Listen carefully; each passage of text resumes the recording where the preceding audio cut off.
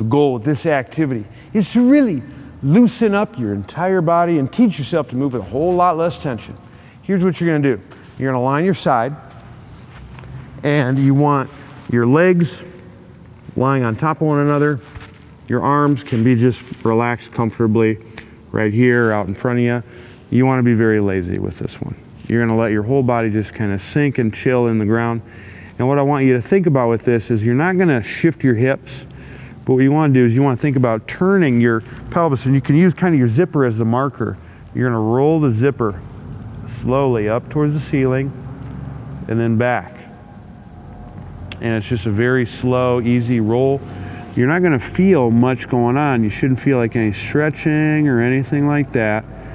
But you're just going to rock nice and slow.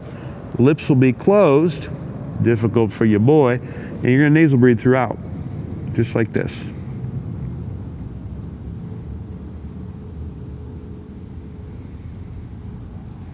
You can see that the movement is very small, and so like if I give you an unflattering view, this is about the amount of movement that you're going to get.